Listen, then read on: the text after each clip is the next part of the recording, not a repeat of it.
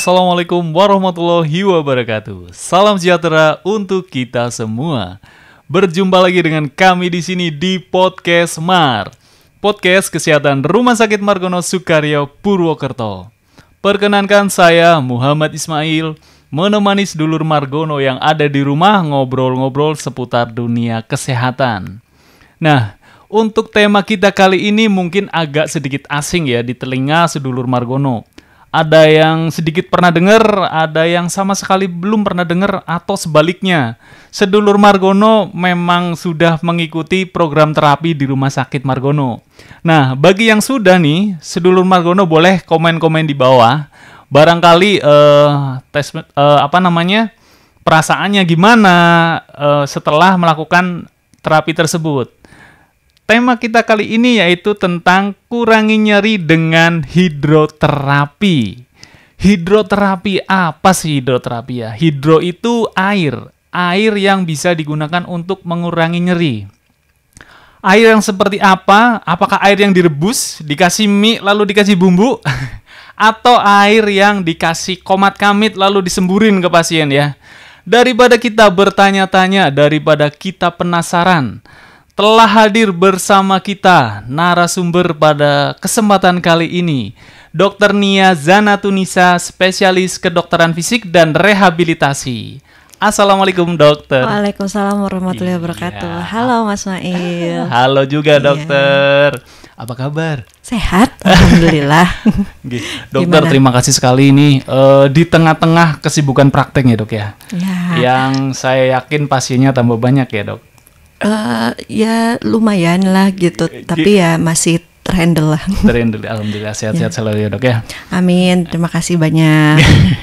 Jadi dokter Nia, mungkin sebelum ke tema nih ya, saya yakin untuk gelarnya dokter nih, spesialisnya dokter, saya juga kemarin sedikit-sedikit asing ya, spesialis kedokteran fisik dan rehabilitasi. Nih sambil kenalan nih, boleh dijelasin sedikit dokter Nia itu di bagian apa sih kalau di rumah sakit?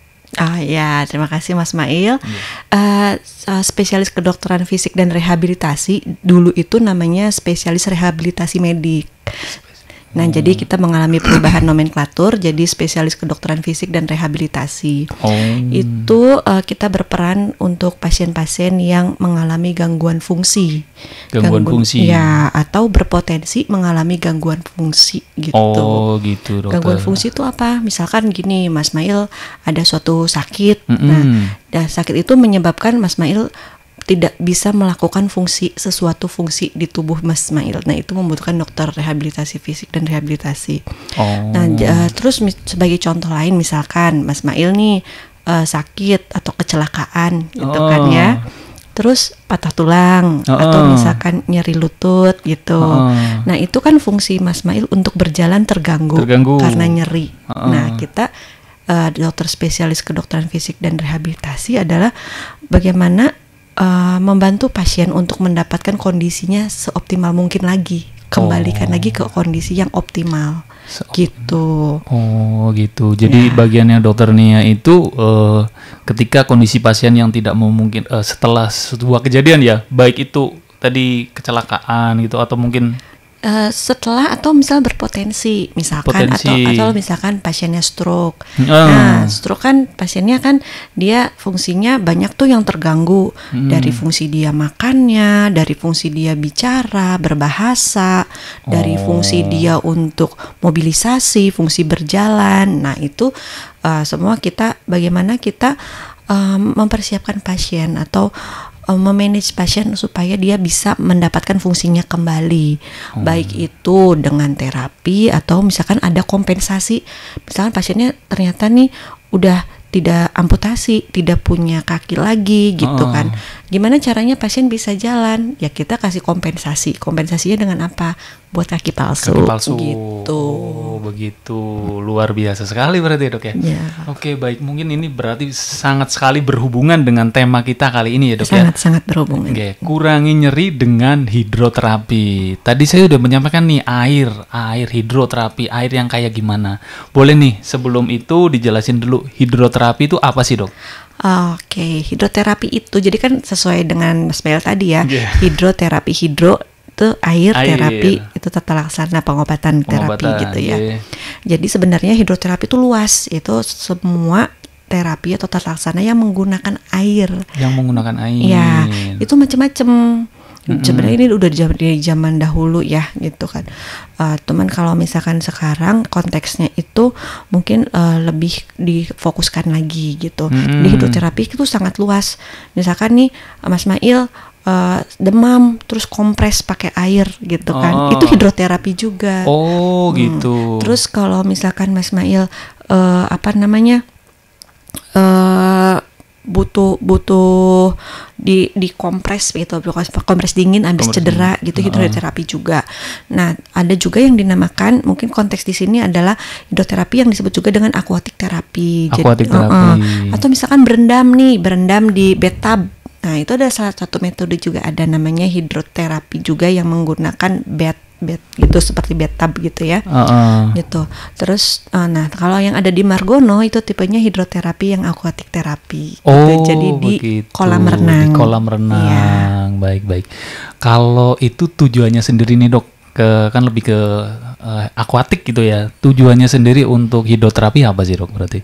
Tujuannya banyak. Jadi misalkan ya, kita karena dia di dalam air gitu kan, banyak sifat-sifat air yang membantu kita ya. Yang sebenarnya latihan di dalam air itu prinsipnya sama saja dengan latihan di darat, tapi beda tempat di air.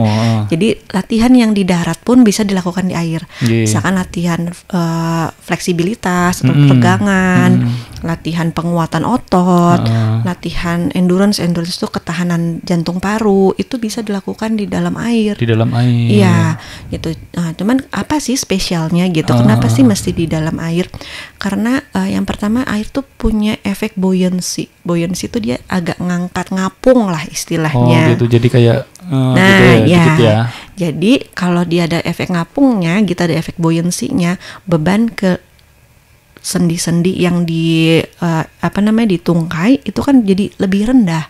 Akibatnya gitu. Pasiennya nyerinya lebih kurang. Jadi yang dia sakit kalau jalan, berdiri kalau jalan, berdiri sakit kalau berdiri gitu ya, itu bisa dikurangi dengan loading yang berkurang ketika dia di dalam air gitu. Oke, begitu. Kedua, misalkan karena si air ini kan dia lebih berat ya. Ya, dia tuh lebih berat, jadi viskositasnya lebih tinggi lah dibanding udara. Jadi kalau kita begini nih di udara kan nggak ada tahanannya. Tahanan. Iya, betul. Coba kalau di air pasti ada tahanan, karena dia ada tahanan dari medianya gitu. Oh gitu. Itu makanya bisa dijadikan untuk latihan penguatan. Yang ketiga, si air ini kalau di dalam air itu dia punya tekanan kan, makanya kita kalau makin dalam menyelam gitu kan makin menekan kan, tekanannya makin besar. Nah, ini namanya efek hidrostatik atau tekanan hidrostatik. Jadi dia kalau misalkan kita bergerak itu pasti energi atau tenaga yang dibutuhkan untuk melawan tekanan itu lebih besar. Ya kan? Makanya dia bisa jadi untuk latihan penguatan. Gitu. Begitu, Dokter. Ya. Nah, kalau saya pegel-pegel misal pengen kuat gitu, boleh nggak saya nyemplung ke kolam renang biasa, kejebak-kejebuk ya, Dok ya, maksudnya asal gitu kegiatan gerak, bisa nggak itu disebut dengan hidroterapi, Dok? Maksudnya kayak mungkin kayak renang biasa gitu, Dok, bisa nggak? Jadi maksudnya perbedaan antara hidroterapi dengan berenang gitu. Maksudnya bedanya apa? Sama nggak? Kalau misalkan berenang itu kan dia sports ya, jadi olahraga ya. Jadi kan hidroterapi itulah tata laksana untuk dimana kita ada suatu penyakit dulu. Gitu kan. Gitu. Ya, jadi kalau misalkan ada suatu masalah dulu. Jadi kalau misalkan tujuan kita untuk meningkatkan kebugaran tanpa ada masalah, misalkan Mas Mail masalah di badan ini nggak ada, cuman pengen meningkatkan kebugaran gitu, berenang, yaudah oke, berenang, dan berenang ada olahraga gitu ya, ada caranya, ada dosisnya gitu. Jangan dia berenangnya cara apa, gaya apa, durasinya berapa menit gitu kan, frekuensinya berapa kali seminggu gitu, atau yang atlet-atlet biasa lakukan gitu ya. Nah, sekarang kalau misalkan kita kenapa harus berenang di yang lebih khusus gitu, di kolam aquatic terapi atau hidroterapi gitu? Karena yang pertama itu kalau misalkan kita ada suatu kondisi kesehatan tertentu, kita berenang di kolam yang kolam umum gitu ya, nggak ada yang ngawasin pertama, ya kan? Tenggelam nggak ada yang tahu. Iya, nggak ada yang tahu, nggak ada yang tahu gerakan apa Gerakan aja yang nggak boleh, gitu kan? Nggak ada yang tahu. Oh ini tuh ternyata si kalau Mas Mail masih muda ya, gitu kan, dia keseimbangannya masih bagus. Coba kalau nenek-nenek, ya kan, nenek-nenek itu dia nggak ada sakit aja, balance-nya tuh udah nggak bagus berkurang, gitu, ya. jadi resiko jatuhnya tinggi. Jadi harus didampingi. Itu makanya resiko untuk kalau misalkan di kolam renang umum gitu. Tambah lagi kalau misalkan kalau kolam renang umum kan banyaknya yang air dingin ya, jarang yang air hangat. Air dingin tuh ya kalau misalkan orangnya tahan dingin ya nggak masalah. Tapi rata-rata nenek-nenek kakek-kakek ini ya banyaknya itu dia nggak kuat dingin gitu ya. Jadi kan kalau di kolam akuatik terapi, hidroterapi di Margono ini dia suhunya tuh hangat. Suhunya sudah hangat. Ya, dan ada efeknya juga suhu hangat. Jadi kalau misalkan kita berendam di suhu hangat, itu kan dia jadi metabolisme ototnya itu kan meningkatkan kalau direndam. Nah, dan itu dia akan meningkatkan fleksibilitas dari si otot. Jadi otot yang kaku-kaku jadi lentur. Jadi itulah kenapa mungkin untuk kondisi-kondisi tertentu itu lebih baik yang diawasin gitu. Tapi misalkan Mas Mail habis operasi gitu ya. Operasi lutut atau misalkan operasi ankle habis pasang pen gitu ya. Nah gitu, Mas Mail mau olahraga tapi nggak mungkin olahraga di darat gitu karena nyeri atau masih belum boleh dibebankan full. Itu bisa di aquatic pool atau di hydrotherapy pool di kita. Nanti ketika udah bagus ya udah nanti bisa lanjut udah hafal gerakannya, masih muda, bisa kita lepas gitu ya. Itu biasanya bisa dilakukan di kolam renang umum biasa gitu. Jadi yang penting jangan kita tuh pertama untuk ngawasin dulu, ngasih tahu gerakan yang boleh apa nggak boleh. Karena kan di sini diawasin Mas, ada instrukturnya diawasin. Terus juga ada untuk pasien-pasien kondisi tertentu, misalkan gerakan yang ini tidak boleh, gerakan yang ini tidak boleh, kedalaman yang boleh sedalam apa gitu. Ada ketentuannya. Ya, ada ketentuannya karena gak semua orang itu kedalamannya sama.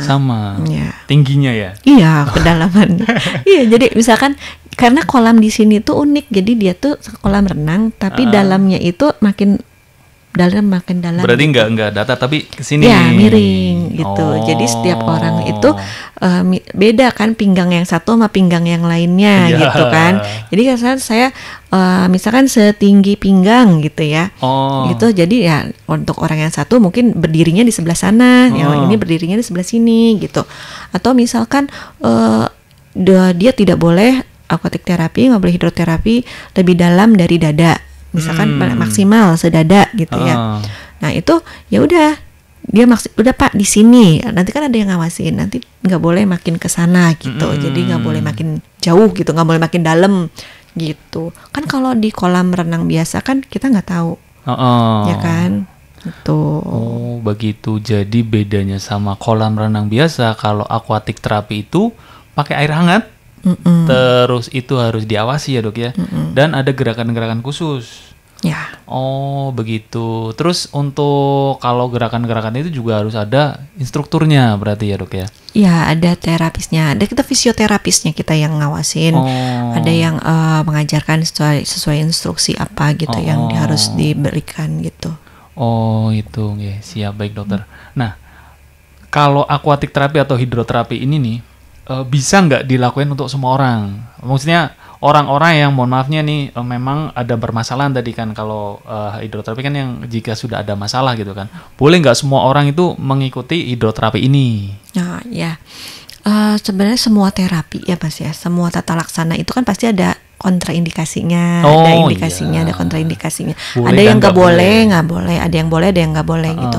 Yang nggak boleh itu kalau misalkan pertama sih pasti ya semua pasien yang akan hidroterapi itu kita ukur tensinya dulu, terus udah stabil atau belum gitu ya. Terus misalkan dari penyakitnya sendiri, misalkan pasiennya memang belum stabil gitu ya, memang harus diawasi dulu oleh dokter mengenai penyakitnya itu gitu. Kalau misalkan memang belum stabil ya kita nggak bisa hidroterapi. Yang kedua, kalau misalnya udah stabil nih kan di tensi sebelum melakukan setiap kali sebelum hidroterapi itu kalau tensinya tinggi tuh nggak boleh. Oh, nggak boleh. Gitu. Kenapa dia, Dok? Karena ditakutkan kalau misalkan hidroterapi itu dia meningkatkan venous return namanya itu. Curah jantungnya itu nanti makin meninggi. Jadi akan meningkatkan beban jantung untuk memompa darah gitu. Oke, jadi nambah tinggi tensinya nambah pastinya tinggi, ya. Gitu. Terus yang lainnya misalkan ada luka terbuka.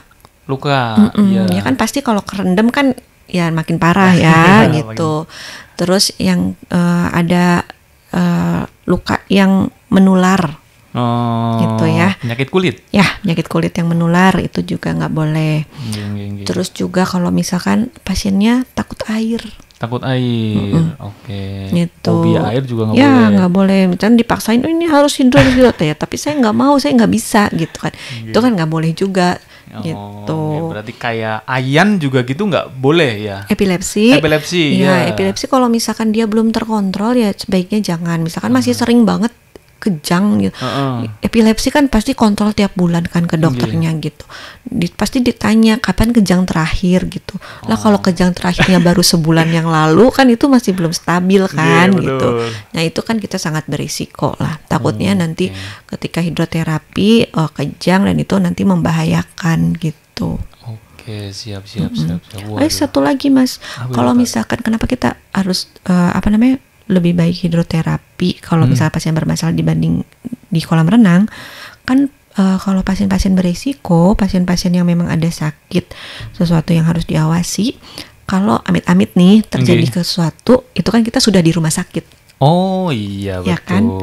Kalau ada sesuatu di kolam renang kan kita harus hubungin ambulans dulu, nunggu ambulans datangnya dan butuh waktu untuk ke rumah sakit. Oke, berarti memang untuk terapi akuatik ini memang harus ada pengawasan khusus di rumah sakit gitu tentunya ya Dok ya. Tidak boleh dilakukan di rumah, takutnya nanti ada apa-apanya malah bermasalah ya Dok. Kecuali sudah direkomendasikan, misalnya di rumah kata dia bisa nih, dia udah bagus gitu kan, ini bisa dilepas lah untuk latihan di rumah. Gitu. Iya, berarti tetap utamanya harus ada rekomendasi dulu. Oke, baik dokter. Selanjutnya nih, berarti gimana nih caranya biar kita bisa ikut nih sedulur Margono mungkin yang ada di rumah pengen, waduh saya penasaran juga gitu kan. Gimana nih caranya biar nanti ketemu hidroterapi ini Dok? Kan kalau misalkan kita semua tata laksana ya, semua manajemen itu kan harus ada rekomendasinya gitu kan. Gimana sih kalau misalkan mau hidroterapi? Nah, betul. Yang pertama kita memenuhi syaratnya untuk hidroterapi. Syaratnya. Gitu, iya kan? Gitu. Terus yang kedua, syarat itu maksudnya memang diindikasikan untuk hidroterapi gitu. Seperti nyeri-nyeri kronis gitu. Terus untuk pasien yang kebetulan di Margono nih masih kan semua penyakit kompleks ada ya di Margono ya gitu ngumpul kan, jadi satu gitu. Nah itu apakah sudah aman belum oleh dokter DPJP-nya gitu untuk melakukan rehabilitasi medik. Nah setelah itu nanti pasien dilakukan asesmen dulu, dilakukan pemeriksaan dulu oleh dokter spesialis kedokteran fisik dan rehabilitasi. Nanti baru direkomendasikan apakah sudah direkomendasikan untuk hidroterapi atau belum. Kalau sudah ya tinggal nanti hidroterapi datang saja ke Margono membawa yang surat untuk rekomendasinya itu. Gitu. Oke, di asesmen itu ditanya-tanya diperiksa sama dokter. Iya. Oke, kalau begitu ya. Nah, baik, ini udah banyak sekali nih yang dijelasin sama dokter Nia, mulai dari tadi asesmen atau mungkin ditanya-tanya, diperiksa dulu ya Dok ya. Mungkin lebih ke tema ya Dok ya. Boleh nggak semua nyeri itu bisa dilakukan hidroterapi gitu Dok, untuk bisa mengurangi nyeri itu bisa gimana Dok? Ya kalau nyeri kan secara definisi adalah karena perasaan subjektif ya. Jadi nyerinya saya dengan nyerinya Mas Mail beda ya. Perasaan subjektif karena kerusakan suatu jaringan atau potensi kerusakan gitu. Nah itu nyeri sendiri kan kita bagi-bagi ya, kita semua udah tahu ya, nyeri ringan, nyeri sedang, nyeri berat gitu kan. Nyeri mana sih yang kira-kira masih bisa untuk hidroterapi gitu. Kalau nyeri berat jelas enggak. Gitu kan. Karena kan nyeri berat kan kita biasanya harus dirawat di rumah sakit, membutuhkan tata laksana yang lebih tambahan obat dan harus di-manage kan, harus dilihat, diobservasi terus. Nah, yang banyak dirawat jalan itu adalah nyeri ringan sampai nyeri sedang, Mas Mail. Dan itu tipe nyeri apa gitu kan. Biasanya sih kalau misalkan pasien-pasien seperti apa sih gitu ya. Kalau nyeri yang akibat apa? Iya betul. Sebenarnya yang harus kita tangani dulu untuk ngurangin nyeri itu etiologinya atau penyebab nyerinya tuh apa? Penyebabnya gitu. dulu. Iya, penyebabnya dulu tuh apa? Kalau misalkan sekarang Mas Mail nyeri patah tulang gitu kan. Terus ini tapi nyerinya nggak nyeri berat misalkan, cuma nyeri sedang gitu. Itu bisa saya mau hidro, ya nggak bisa. Atasi dulu patahnya dulu. Iya gitu. Dioperasi dulu, pasang pen dulu gitu kan. Nah setelah itu baru kita masuk program rehabilitasi. Rehabilitasi kalau misalkan baru nanti masuk program rehabilitasi baru nanti kita programkan gitu kan. Eligible nggak masuk hidroterapi, boleh nggak gitu kan. Nah kalau ternyata semuanya clear, bisa lah, masalahnya latihan di hidroterapi. Atau misalkan pasien yang banyak nih osteoartritis, pengapuran lutut. Serepet gitu tuh, bukan yang biasanya karena udah sepuh gitu kan, pengapuran kan, osteoartritis lutut itu paling banyak gitu. Nah sekarang boleh nggak hidroterapi, nyeri terus nih, menahun nyerinya gitu kan. Kita lihat dulu nih osteoartritisnya itu udah ada tata laksana definitif atau belum, atau misalkan udah ada tata laksana yang lain sebelumnya atau belum. Misalkan osteoartritis grade 4 gitu ya, udah harus operasi gitu. Gitu. Jadi ya atasi dulu gitu, baru nanti latihan. Nah misalkan osteoartritis grade 2 masih sedang gitu ya, gitu. Itu nanti kita lihat dulu, dia udah dikasih obat atau belum pertama. Kedua, ada radangnya atau enggak. Kan itu harus diatasi gitu. Terus nanti kalau misalkan dia masih sudah semua tata laksana sudah diberikan, ternyata masih nyeri gitu kan. Berarti kan salah satu pilar untuk tata laksana osteoartritis adalah latihan. Ya, latihan penguatan. Nah itu. Ini pasien rata-rata ya yang osteoartritis masih grade 1, 2, 3 atau grade 4 yang nggak mau operasi gitu ya. Itu nyerinya tuh karena ototnya tuh lemah. Udah lemah. Jadi itu sangat diindikasikan untuk hidroterapi. Gitu, karena dia kalau untuk latihan di darat sakit sekali gitu. Iya, pastinya. Jadi dan karena sakit jadi malas latihan. Gitu. Jadi makanya hidroterapi untuk latihan di dalam air. Gitu. Jadi tidak semua nyeri itu bisa dilakukan hidroterapi ya. Jadi antara ringan sama sedang dulu ya. Ringan, sedang, dan tata laksana penyebabnya dulu dan atasi penyebabnya. Atasi penyebabnya dulu. Kalau memang misalkan udah sepuh tidak boleh operasi, kontraindikasi operasi gitu kan. Atau misalkan sudah ditata laksana nih, misalkan saraf kejepit gitu kan, ada hernia di belakang, di lumbal gitu ya, tulang gitu belakang kan. gitu ya, gitu. Udah operasi tapi masih nyeri terus gitu kan. Berarti kan udah ditata laksana dengan baik. Nah kita makanya butuh dokter rehab untuk assess ini tuh nyerinya tuh kenapa. Apakah dia nyerinya memang butuh latihan, atau nyerinya memang harus tata laksana yang lain dulu. Yang lain juga. Gitu. Kalau misalnya memang ternyata ini cuma butuh latihan gitu ya udah hidroterapi. Gitu. Siap, baik. Selanjutnya Dok ya. Tadi kan dari Dokter Nia kalau hidroterapi kan harus di rumah sakit dan pengawasan. Kalau misal nih ada sedulur Margono yang ada di rumah nggak bisa nih, ibaratnya saya nggak bisa di hidroterapi nih, gimana nih Dok biar untuk mengurangi nyerinya nih Dok? Ya, jadi hidroterapi kan cuma salah satu modalitas ya dari tata laksana rehabilitasi medik. Kita banyak sekali modalitas-modalitas yang kita punya. Ya itu kita bisa menggunakan modalitas lain gitu. Misalkan bisa tergantung kondisi pasiennya dulu gitu kan. Misalkan kita bisa pakai modalitas seperti untuk mengurangi nyeri ya, itu bisa pakai TENS, atau misalkan untuk otot yang kaku itu bisa pakai diatermi, atau misalkan kita juga untuk mengatasi radang yang bisa pakai laser. Itu banyak sekali. Cuman ya itu kalau misalkan pasiennya bisa datang ke Margono, tapi kadang-kadang ada pasien yang nggak bisa datang juga. Betul. Gitu. Itu gimana itu, Dok? Ya kan kita punya layanan di Margono, namanya layanan Juminah. Juminah, betul. Ya, Juminah kan ada yang Juminah untuk yang rehabilitasi medik. Fisioterapisnya datang ke rumah, sudah siap. Sudah bawa alat, sudah bawa instruksi apa saja yang harus dilakukan, do's and don'ts-nya gitu kan ya, aktivitas apa yang nggak boleh, apa yang boleh, apa yang harus dilakukan gitu. Nah, jadi begitu ya sedulur Margono yang ada di rumah. Ternyata tidak perlu pusing nih kalau misal sedulur Margono tidak bisa datang ke rumah sakit ya, Dokter Nia. Jadi itu ada Juminah ya, di rumah sakit Margono itu ada Juminah kunjungan maring umah. Jadi ketika sedulur Margono nggak bisa datang, boleh nih sedulur Margono download aplikasi di Play Store RSMS Online. Di situ ada pilihannya. Jadi nanti pilih di Juminah itu ada 2, jadi rehab medis sama pemeriksaan labora. Jadi nanti monggo sedulur Margono boleh pilih rehab medis untuk kita nanti petugasnya datang ke rumah ya, Dok ya. Seperti itu. Ya, mungkin dokternya ada tambahan sedikit mungkin yang perlu disampaikan buat sedulur Margono. Iya, untuk sedulur Margono semuanya, kalau misalkan nyeri sekarang tidak usah khawatir, karena Rumah Sakit Margono itu siap untuk menata laksana nyeri, dan salah satu modalitas yang kita punya adalah dengan hidroterapi. Jadi ya gak usah khawatir, mari kita bantu bersama. Siap. Semoga bermanfaat ya Mas Mail. Sama-sama siap, benar dokter.